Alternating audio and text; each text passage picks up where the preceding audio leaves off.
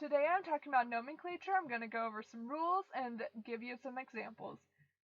On the periodic table, there's the S group, the P group, the D group, and the F group. For nomenclature, you look at the two elements and you look at the first one. If the first one is a metal in the S or P group, you write the first element as it appears, and then you drop the ending of the second element and add IDE to non-metal. Here I have calcium plus phosphorus.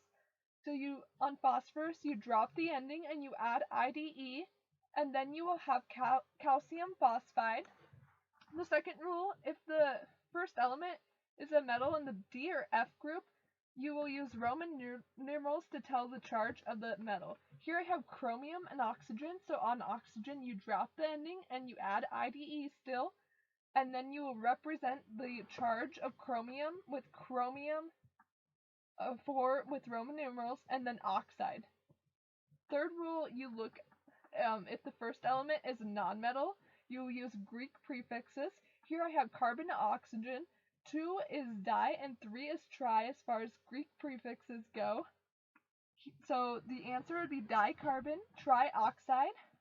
Then for the fourth one, if there's hydrogen, it would be an acid, so it would begin with hydro and end in ic. For the next rule, per is more, us is less, and 2 less is hypo-us, and I hope by the end of this you will understand this. So for these, you will look at the base. Here my first base is nitric acid, and there are 3 oxygen in this. So then here there are 4 oxygen, so it would be per nitric acid.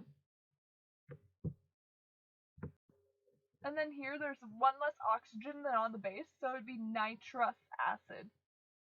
Then there are 2 less in this one, so it would be hyponitrous acid. Then pretty much the same rules apply when we're talking about salts and not acids. Per is still more.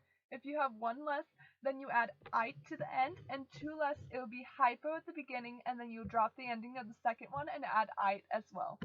For my first example, I have calcium nitrate. There are 3 oxygens, and that is the base. When you add an oxygen, it becomes calcium pernitrate, since there's 1 more oxygen than in the base. When you lose an oxygen, you have calcium nitrite.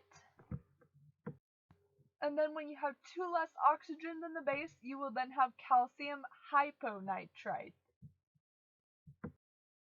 I hope my video was able to teach you about nomenclature. Thanks for watching.